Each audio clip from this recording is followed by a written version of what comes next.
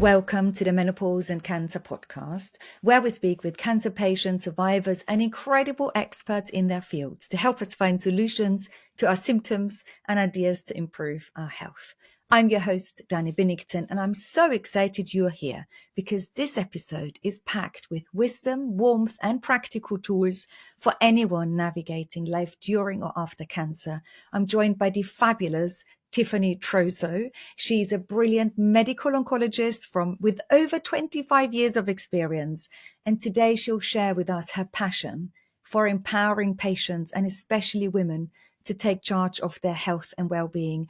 There are so many stories to unpack here. We talk about managing menopausal symptoms to, in general, the emotional weight of survivorship. We talk about the power of communication so that you get the help and support you need. Dr. Troso is a wealth of knowledge, and her top tip, which, spoiler alert, is also the name of the episode, You Come First, has really, really surprised me, but it's absolutely fabulous. Make sure, on another note, that you tune into my new special bonus episodes on Friday. So watch out for the one coming up this Friday. And I've recorded my first bonus episode last Friday as I take you through the launch and something super, super exciting that is happening. But that's just a little side note. For now, you come first, and please buckle up and let's welcome Dr. Troso onto the show. Dr. Troso, we made it. How are you today? I'm so well. Thank you so much for having me on your podcast. It's a pleasure to be here. It's absolutely amazing to sit here with you. Would you introduce yourself to everyone listening? I would love to. So, hi, everyone. I'm Dr. Tiffany Troso. I'm a medical oncologist. I've been in practice for over 25 years. I specialize in breast and gynecological cancers. I was at Memorial Sloan Kettering for 25 years, including my training all the way through being an attending. And I recently retired in August, and I have a new venture in which I am trying very hard to reach as many cancer patients as possible so that I can help them along their journey. And so I'm sure we'll get into that a little bit more, but my whole status is that I want to help educate and empower women during cancer treatments. Which is amazing. Is this something that you felt as a medical oncologist working in the traditional sense was missing from practice, or that you felt people needed this more, or why are you so passionate about enabling people to find their agency? I love how you put that.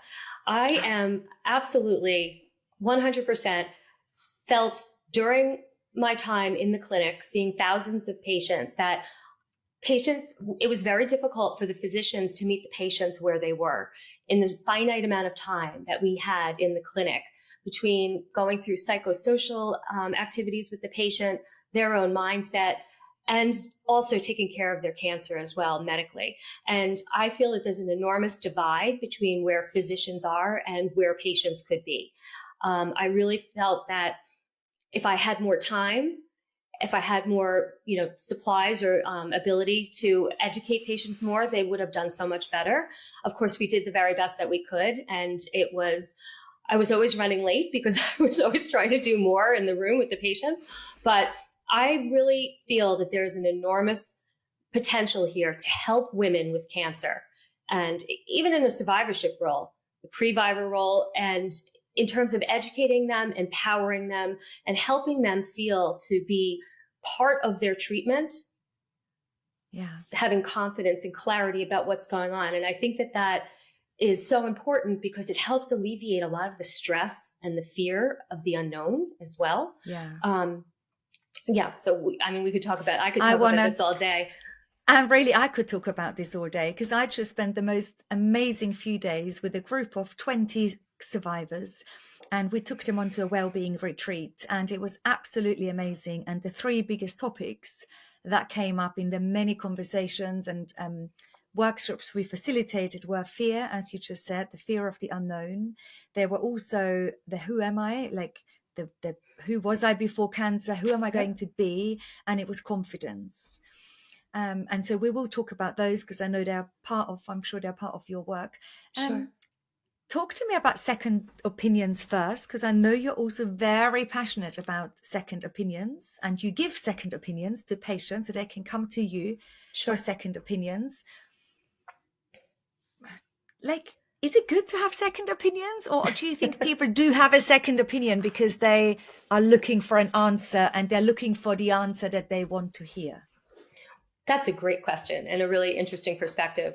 So from a physician's standpoint, when you're younger in your career and maybe feeling a little less confident in your own skills, when patients would go and get a second opinion, oftentimes they would go behind your back and not tell you that they were going to go.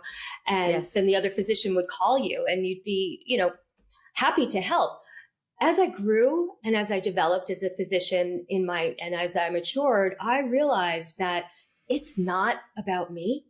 It's about the patient, and that it is always a good idea if you have the time to get a second opinion, because there's always something else to learn. Even if physicians collaborate together, the point of the matter is to always give the best treatment and approach for each patient. And perhaps there's something that I didn't think of, or perhaps there's something that they were able to explain better than I could.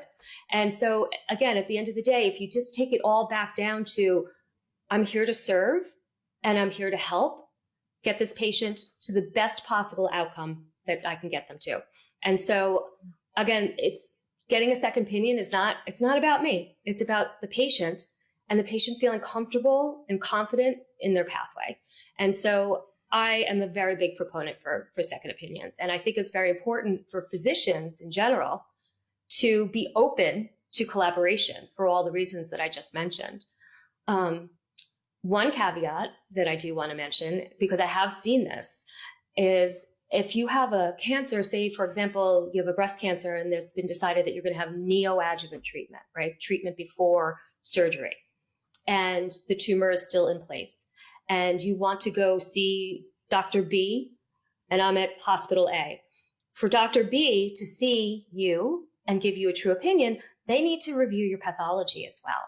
And so that's often the sticking point in second opinions. So if the pathology slides have to go from hospital A to hospital B, then be reviewed, and then you go in to see the second doctor, there could be a time span of weeks to months. And so my caveat is that you have to take each circumstance for what it is. And if time is of the essence, then sometimes a second opinion, waiting for that second opinion might not be the best idea. Because I've seen that before. I've seen terrible when a patient will come to see me and say, I've been waiting to see you for weeks and they haven't started treatment yet. And I had no idea, of course, because, they go through the administration. I don't know what's coming in the door next week. So, then you feel terrible that the patient's actually waiting for your opinion when they really should have started treatment a couple of weeks ago. And I have even in some circumstances told the patient, you know what, you're set up over there. I agree with this recommendation. If you'd prefer to be treated by me later on, start your treatment there. Let me get everything lined up over here and we'll transfer you over later. You can still come and see me. I can still help you, but I don't want patients to hold up their treatment if they need to start it. So we had so many conversations about that this the past few days, and often we need to empower people to seek a second opinion because people feel worried. They go behind their doctor's backs. We don't want to be the patient that disagrees with their doctor. We also are maybe worried of getting conflicting advice. And what do we do then? In all of those years, I'm assuming 20 years ago when you were practicing, people didn't talk much about how their cancer treatment impacted their menopausal symptoms because people didn't talk about the menopause in general, right? Right. Now, so many more. They did. It just, it wasn't, I mean, of course, because, as a breast and gynecological oncologist, more than half of my treatments are putting my patients into menopause in one way or another, either surgically or chemically. And so we were always dealing with the side effects of menopause. But I think that the whole overarching mindset issue and the whole picture of menopause in terms of cardiovascular health, Alzheimer's, dementia, bone health we did address. Vaginal dryness I would address, mood swings I would address, but in general it wasn't quite as comprehensive as it is now because there's just been so much more attention spent on it now. Yeah. And then often we have patients who have completed the active cancer treatment and they're really struggling with the menopause and menopausal symptoms, sometimes years after the active cancer treatment. And they might not be able to access their oncologist anymore or their general practitioner, or they might go and seek a second opinion. And then what do we do if we get conflicting advice? How do we navigate that as a patient? It's a tricky one. And I sometimes feel like, do we go and seek those second opinions because we didn't like the first answer we were getting? So could we go around to houses and see lots of doctors until we find one who shares our opinion? And then, do you know what I'm trying to say? 100%. I see what you're saying. Sort of shopping for the answer that you want. Kind of. Yeah. That's tough. That is tough when you get conflicting opinions. And that's probably the other, downside of getting a second opinion. You could end up getting, you get 4 opinions, you could get 4 different opinions, actually. I think that part of that is probably, again, based in need to be educated yourself. And so by really understanding why the doctor is making the recommendations that they are, and if you don't understand, to challenge them. Nicely, of course, but just ask them, like, I don't understand that. This doctor said this, and why don't you agree with it? And again, that shouldn't seem as a challenge to the physician. That should be something that needs to be professionally discussed. And sometimes the 2 doctors need to get on the phone together and say, this is my thought, and these are my thoughts, and compare them.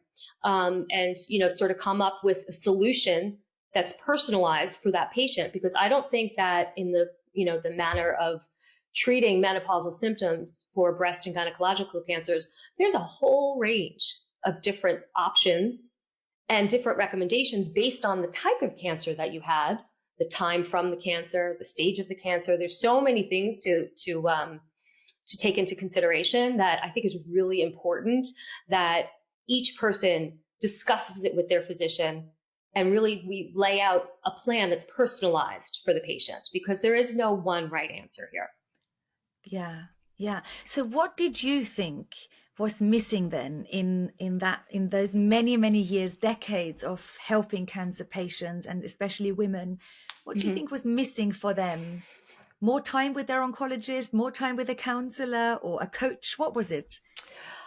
I actually think all of the above, because each one has to provide a different set of advice or information for the patient. I think more time with the physician would be wonderful, because then the physician can really educate the patient. Some patients don't really understand the difference between a PET scan or a CAT scan, why they're getting one and not the other. They don't know what ctDNA is, or why some patients are getting it and they're not. Even some patients don't understand, what HER2 is, for example. And so just by understanding more and educating yourself, you'll have more clarity on the diagnosis, and it's easier to follow along. Patients these days are not the patients that, when I was growing up, right? We don't just sit there and say, yes, doctor. We want to understand. We want to participate in our care. And so I think that's a really important point, that, if physicians had more time to actually spend educating, this is one of the reasons why I created my online course. So I have 2 courses that I've created. One is for patients, and one is actually for caregivers. And it goes through basically all medical oncology, sort of from the moment that a patient knows something's wrong all the way through till survivorship. And, I'm still building it. It's an active project of mine, but I'm trying to help patients with this education, knowing that the physicians don't have the time in the clinic necessarily to fill in all those gaps. And so, a lot of what I do as a second opinion, especially when I'm working with a patient one-on-one, is fill in those gaps. I'm not there to challenge or fight with the other doctor. I'm actually making their life easier, because I am filling in all of the gaps of understanding. And so patients have more clarity and confidence in what they're discussing with their own physician.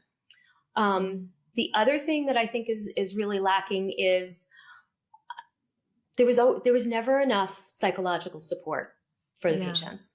And, especially even at a place like Memorial Sloan Kettering, which is well endowed with lots of resources, there was never a social worker or a psychologist that was readily available.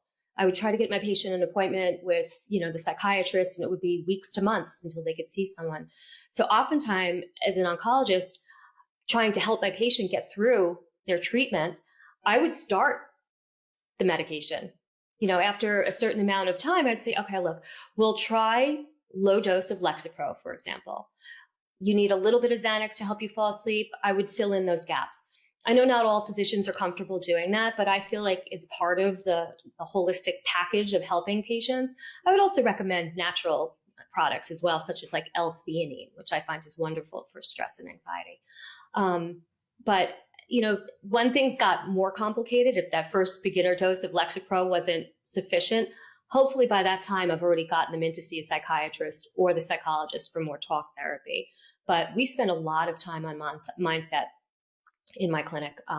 My nurse and my nurse practitioner were wonderful, and they would always help with that.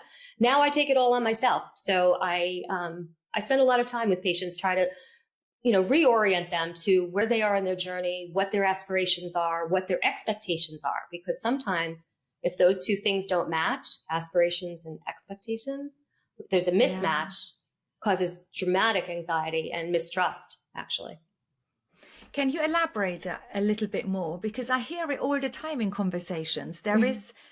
We are so mismatched for so many years afterwards. There is this burden we experience, but we also don't want to burden others. So we can't let go of our burden because we don't want to burden others. So again, that is mismatched. Of course. It's right? So it's the expectation on the healthcare team. And often we feel that isn't met. Like you explained so beautifully, it's just not enough. And you want a little bit more hand-holding. You just maybe need someone to explain to you again or ask again. Exactly. This person I spoke to today, she said, I'm having my follow-up with my surgeon in a few weeks' time, and I've got such a long list of questions. And I should have asked them all before the surgery, but now I still have those questions because they weren't answered then. So what's the mismatch you find a lot, especially when we talk about women? We carry so much around with us, don't we?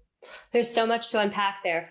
One thing I want to just quick advice want to give is that if any patient has like lists of questions that they need answered because it still is not clear to them, I always recommend that you, if you can, send the questions ahead of time through your portal to your nurse and say, I'm coming in on Thursday. I would like to address these questions. Because sometimes in a very busy clinic situation, if you're not aware that the patient has 12 questions that they want to answer and you're running in just to give, a quick checkup and say, okay, everything looks good, I'll see you in 6 months. That way the doctor can plan properly and, have the expectation that, okay, I have to make sure that I have an extra 15 minutes to sit here with the patient to review all these questions and answers. So, that again, that's part of advocating for yourself by, sort of putting it out there right away, preparing the doctor to know that I've got questions for you. This isn't just going to be a pat on the back and go home. And so I think that'll be very helpful. And I think your patients might, benefit from that kind of advice. So going back to what you were saying before, I have found over the years that women being the caregivers, they're the rock, the glue to holding their community, their family, their household, even sometimes their workplace, right? We carry so much of that in being the caregiver to everyone else. And so once you have cancer, that whole thing changes. Everything changes. Cancer knocks at your door and we have to rewrite the script. And essentially, I've actually in practice taken my prescription pad and written on it for a patient, you come first now. And I hand it to them and I put this on your refrigerator, put it in your car. Wow. I want you to look at this because right now, if you don't take care of you and all that involves, cancer is a real thing. This isn't for play. This is for life, right? And so if you don't come first, you can't be the caregiver to everybody else. Everyone else benefits if you take care of yourself first, and then you'll get back to your responsibilities and your duties. But, it's very important for women to realize that this is not just something they're doing on the side. This is it. When you're getting treated for cancer, your full focus, attention should be on that. And that's not easy. Of course, women have all kinds of crazy responsibilities. We could both talk about that for a million years. But part of developing your own community, which is, again, part of empowering yourself, you develop your community. You communicate with your family. with your spouse, with your children, with your friends. This is what would help me and how you can help me. And women don't like to do that because we don't like to ask for help. We like to do everything ourselves. But that's important because people want to help you. Everybody wants to help you. Everybody wants you to get better, but often are afraid to say anything because they don't want to insult you or step on your toes or something. So part of advocating for yourself is actually communicating with your community. And the same thing goes for your healthcare team. You need to be able to work with them and have them understand how you want to receive information. Some patients don't want a lot of information. Most do. Yeah. Most would like it. Doctor, could you write it down for me? Would you mind just taking notes on what you said? Or do you mind if I tape this? Where I was at Sloan, we weren't allowed to have patients tape us, but I would often bring patients, family members in on FaceTime, put up their little phone on my desk so that they could see me talking to their mother or what have you. And I would always take notes and make drawings, photocopy them. So I had something for the chart for me as well, and hand them to the patient. And I would always recommend that the patients keep a binder, like a real 3-ring binder. And I have a whole program that shows you how to set up that binder. Wow. Can I tell you a little story? I had a patient. I'd love to, yeah. Oh my God. The loveliest family. I think they were originally of Pakistani origin. And the wife she actually had endometrial cancer. And she would come with her husband and her daughter. And the patient was very, very scared, didn't say much at all. The husband and the daughter would do most of the talking for her. And the first couple of times I met them, the doctor, you never have all the records you need. So I'd say, do you have the CAT scan from April? And he would have this shopping bag and he'd start flipping through papers and running through all, there's papers flying everywhere and he can't find it. And he's getting all agitated and anxious.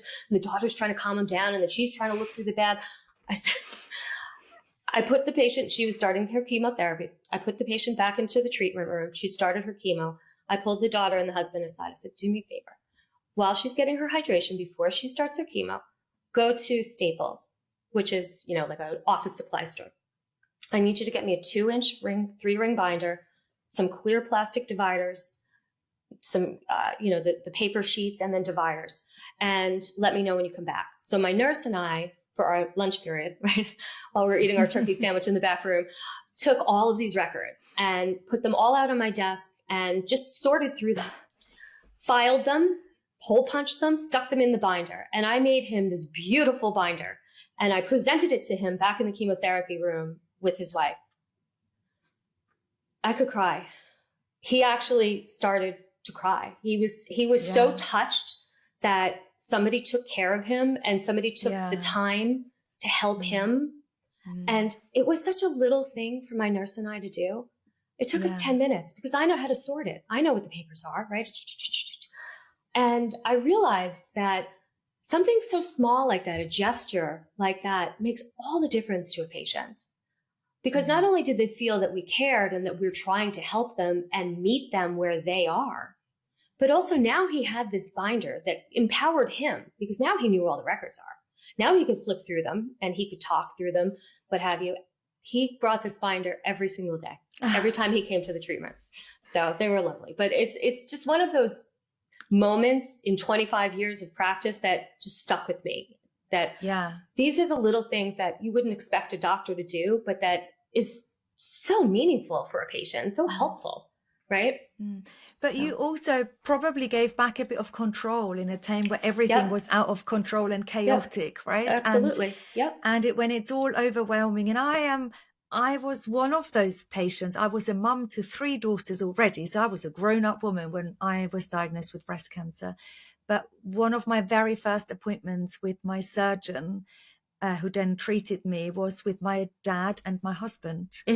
And I sat on the side to my oncologist. So my dad and my husband sat opposite the oncologist's wooden desk, and I sat on the side on a sofa. And I also couldn't ask many questions. I was too scared what the answers might be, and I let them do the talking. And now thinking back, I think that's crazy. But I just didn't have it in me to ask more. And it was my only way through I just almost had to shut down a little bit.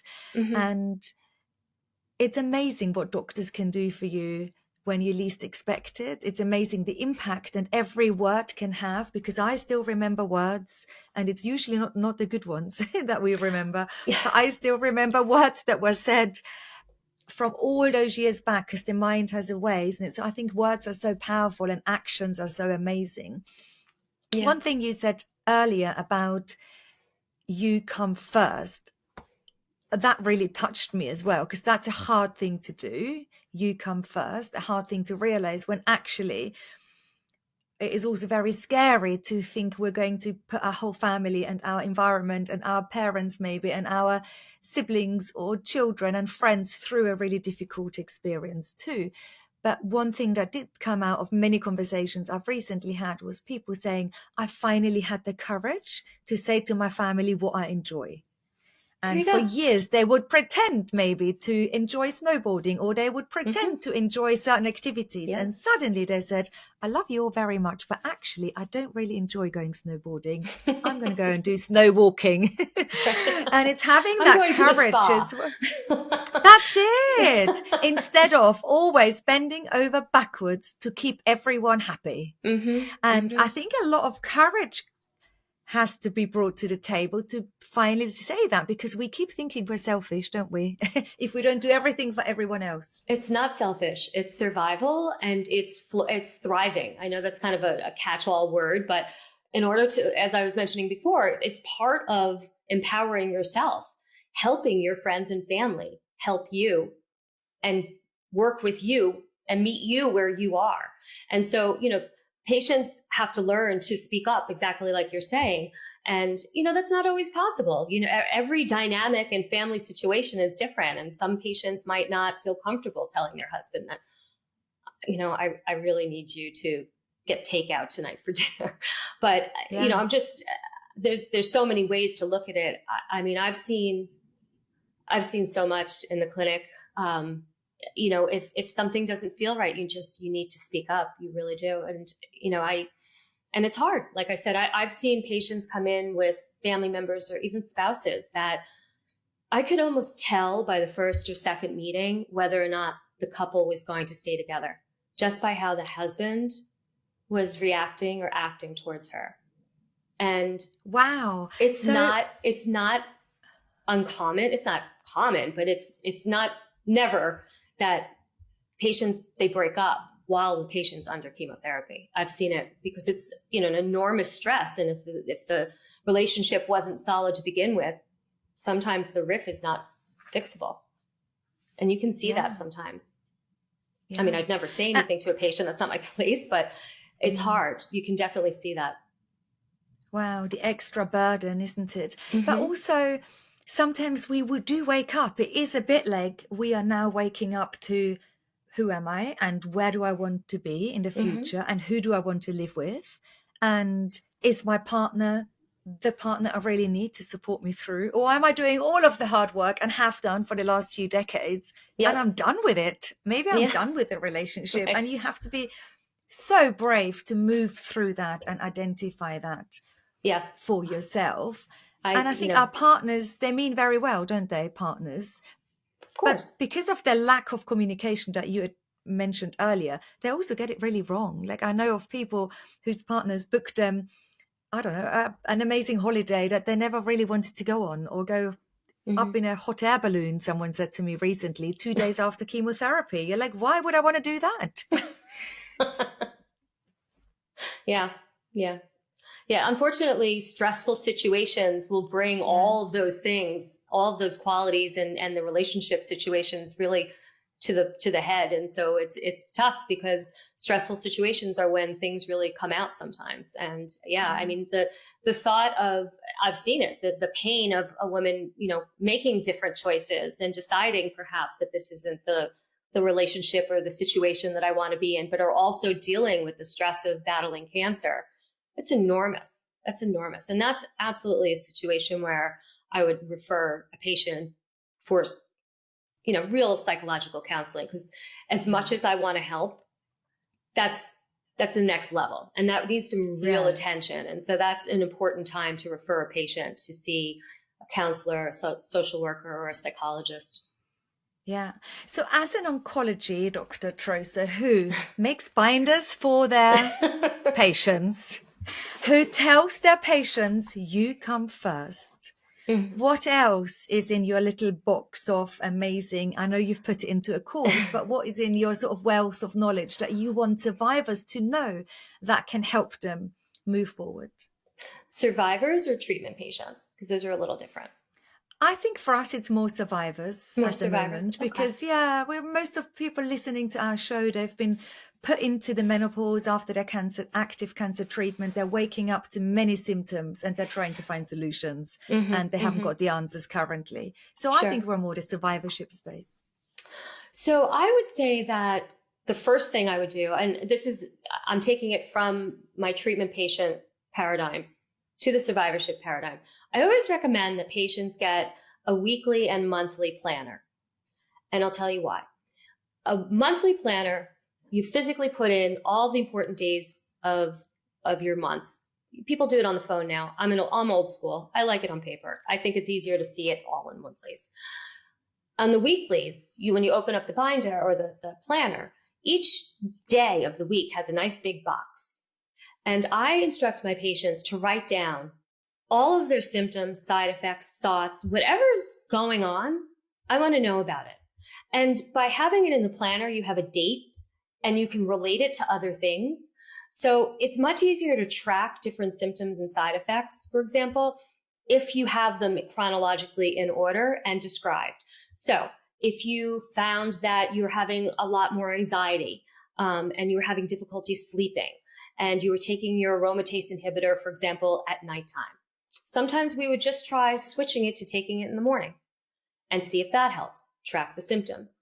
Sometimes we would need to change the medication.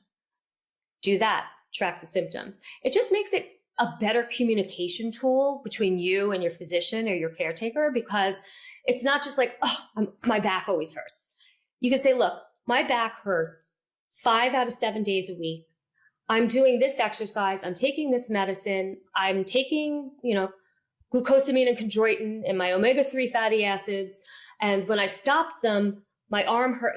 That way the doctor can actually see the pattern of symptoms, what you've tried, what doesn't work, what has worked. And I just think it's a really good communication tool, regardless of where you are on your treatment journey. Yeah. I found it always really hard when I went to my doctors to explain my symptoms. And I was worried to explain my symptoms because I always was so worried they might lead to a secondary cancer diagnosis or to you didn't want to admit it almost, right? No. And so I was sitting on those symptoms for so long. Am I making it up? Am I feeling this lump? Is it a lump? Is it a little lymph node, or is it something? And I was sitting on those things, and it was really difficult to communicate. And actually, by having almost like a job to do, write it down, note it down, it would have been very good to track, actually. I think that I have two things to say about that. One is that by writing it down, it sort of releases the energy or the need to keep remembering it in your brain. Because now you've kind of released it onto a piece of paper and it's still documented, but you don't have to keep thinking about it quite as much. That's one. Two is that just fell out of my mind. Yes, but I know what you mean. But also, it's also the time. I often went back to my oncologist and then said, I've been having this lump for like weeks. And my oncologist tried to figure out how long. And I couldn't remember. Has it been that? Because I was sitting with the not knowing what to do about it for so long. And so actually having these actionable plans are really helpful. The other thing, sorry. Yeah. I just want to say, I thought of my other thing that I wanted to say regarding the sitting on the symptoms and not wanting to express them. I've said to my patients for years and years, it's not your job to decide what's important and what's not. That's my job. It's not your job. You have to just tell me, and I have to sort through what I think is significant and what I don't, and what I think needs to have further workup and what could just be reassured. And, because of, especially if you're seeing a physician that has years and years of experience, you should never be afraid to tell them their symptoms. And like I said, don't worry about burdening them. That's my job. That's my job to help either figure out if there's really a problem or not. Yeah. And then I want to flip that on the head though, because when we're really just talking about, for example, the late effects of menopause for cancer survivors, I would like to speak for our community, but many feel no one cares anymore. Many people say to me, now I'm telling my doctor I've got all of these symptoms and no one is listening. Many people say I've been trying to beg and beg and beg for help, and actually the help isn't there and no one is really acknowledging my symptoms. It's because the cancer treatment was the primary focus, but so many are struggling with the effects of it for such a long time. And then it's really hard to know who will listen and who can help. Sure. Because it's not really your primary job either as an oncologist, is it? Well, it is and it's not. I look at it this way. If I've done something medically to or for a patient, I've put you in menopause. I'm having you take an aromatase inhibitor to treat your breast cancer. I felt my responsibility was to deal with the consequences of what I have given the patient, right? So, for example, a lot of oncologists wouldn't be bothered with this, but I felt if I'm giving you something that puts you in menopause, that's detracting from your bones, it was my job to order a bone density. And so I did. I would get a bone density every 2 years, which is what we're allowed to do. And I would, advocate for calcium, weight-bearing exercise, make sure your vitamin D level's right, all those good things. The wide gamut of problems that come with menopause, I think, especially when it comes after, 5 years or so, you might not even be seeing your medical oncologist anymore. What I think is really important, and there's a growing educational process going on here for survivorship. There should be true survivorship programs. There are millions of patients that are in survivorhood now, and they need their conditions addressed. We're doing so well curing patients of cancer. And then what do they do? And, there are a lot of doctors I know that are focusing on menopause themselves. I think there's still a lot of controversy. It's a hot button topic, but who can get hormone replacement therapy and who can't? I don't even know that I want to touch that here today, but just the general, care of a woman following treatment and in menopause it should be its own specialty at this point. It really should be. Yeah. And, I think I was commenting on this in a Facebook group, I think yesterday, that, I'm not quite as familiar what goes on in England, but I know in the United States, especially at large medical centers, they often will have survivorship programs that, you can Google. Even if you go to cancer.org and you look up survivorship, they can help you find a program near you. And I just think that that's something that we should be looking at, hooking our patients up with. If our offices or facility don't offer it, we should help them find somebody who does. And until we do that, it's our responsibility. That's how I feel. I feel that is so refreshing, Dr. Troza. It's like so refreshing, and a reason why I was so excited to speak to you, because you've got so much work and all these decades of experience, but you're so fresh with your approach and so passionate, and there is no dulling down, and it's absolutely just wonderful. What do you wish? So, what you're trying to teach people, like this, you come first. Mm-hmm. How can we teach these people before they have to get cancer? How do I, as a mum to 3, right? That's the real question.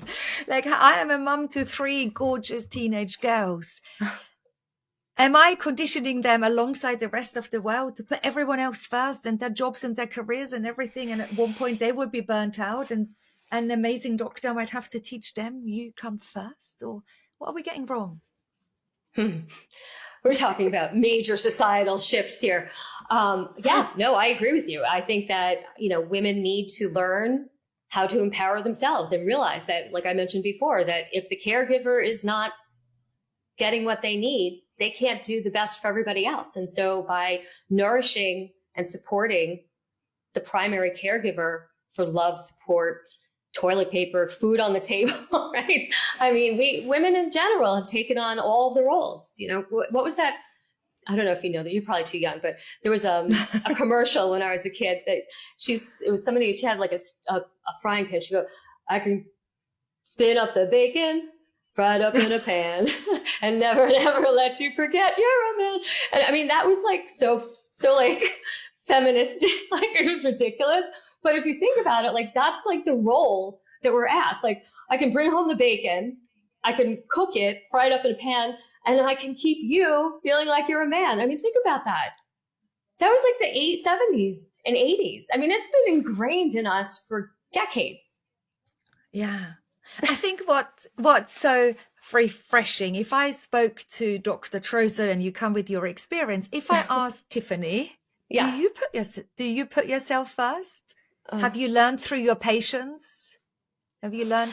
For anyone listening to this audio and not watching it, Dr. Trozo just had her head in her hands. I'm working on it. And I can actually tell you that since I've left full-time clinical medicine and I'm doing more concierge work and I'm doing more education, I'm learning how to find the time and to support myself. You know, it's hard. We all get wrapped up in our business and, you know, you're working and working and working, or you're running your household and it's so busy. If you fall back on old habits, which are to just, you know, push yourself aside. I mean, just the other day, my husband said, "Did you get your mammogram this year?" I'm like, "I'm making the appointment today." And I mean, think about it. It's like the shoemaker who doesn't have any shoes, right? What do you mean you didn't get your mammogram, Tiffany? So we all fall victim to this. And, you know, I think it's a matter of just readdressing it and reconditioning ourselves to remember that we have to come first. Otherwise, everything else goes to waste. Thank you so much, because I think it's so much easier said than done, and knowing that it's a learning for you and you're in the process yourself. Yeah, of course. It's just so refreshing, because we're all on this journey trying to figure out how to manage our guilt, our emotions, but also I feel like often we wake up and we really understand we deserve to speak our truth, or it's bubbling. There's something bubbling for many survivors. Yeah. Something is bubbling, and we want something different after survivorship, and we maybe want to give back, or we want to change career, or we want to be more truthful, or we want to just embrace life in a different way. Yeah. And that you come first is so relevant for all of those sort of shifts that are happening. You're an absolute joy to talk to. This was so wonderful. love having this you. conversation. It's taken us a long time to finally do this. It's hopefully really it won't wonderful. be too long until we get to do it again. I'll have to have you on my podcast. Absolutely. I'd love to. And thank you for your time. You're a delight to talk to. Thank you.